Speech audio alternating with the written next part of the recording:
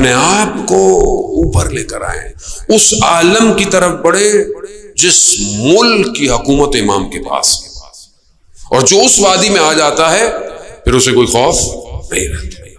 کیوں آج بھی سید الشہداء کے راستے پر چلنے والوں کو کوئی خوف نہیں ہے؟ کیوں؟ کیونکہ امام کی وادی میں ہے، امام کی وادی میں۔ ملا مہدی ناراکی، جو ملا احمد ناراکی کے والد تھے، نجف میں پڑھتے تھے، جامع سعادات جنہوں نے کتاب لکھی، نجف میں تھے، غربت، فقر، تنگ دستی، گھر میں فاقے، پریشان ہو گئے چند دن۔ پھر انہوں نے روایت پڑھی کہ جب فاقہ ہو، مشکل ہو، تو قبرستان جاؤ اور مرومین کے لیے فاتحہ پڑھو، گشائش پیدا ہوگی۔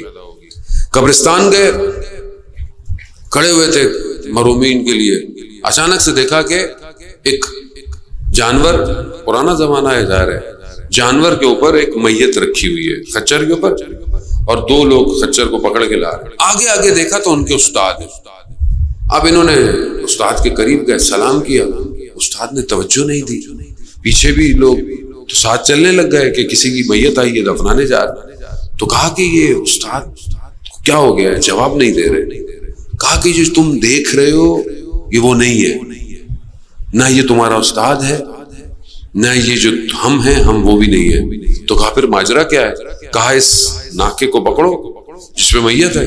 جیسے ہی پکڑا، اچانک سے ایک اور وادی کے اندر تاریکی اور ایک نور آ رہا، نور تک پہنچے، دریچہ کھولا تو جو کتاب میں لکھا ہوا ہے زان محترم، میں اس کو آپ کو بیان نہیں کر سکتا، آیت اللہ شمس الدین اور اس کے علاوہ دو چار اور بڑے عالم دین نے انہوں نے اس کے واقعے کو نقل کیا۔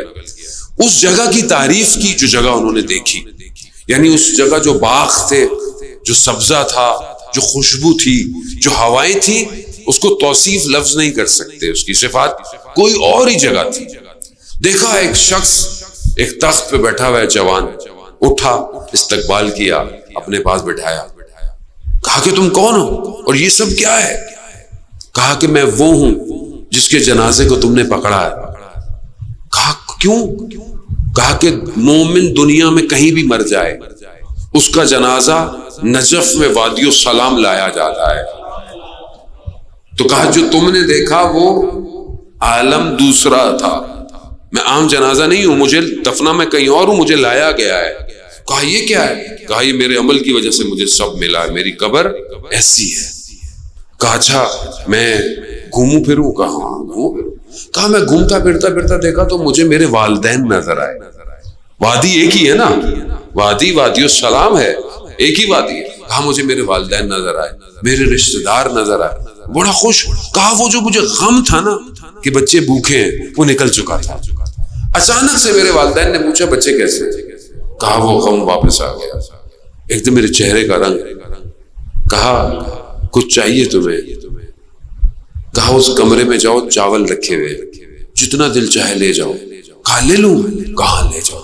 کہا میں گیا، میں نے ابا پہنی ہوئی تھی، میں نے چاول جتنے رکھ سکتا تھا رکھے، اٹھائے، اور پھر میں نے دیکھا نکلوں کہاں سے، تو مجھے وہ دریچہ نظر آیا، میں گیا تاریکی، اور پھر دیکھا کہ میں قبرستان میں کھڑا ہوں، میرے پاس چاول ہے۔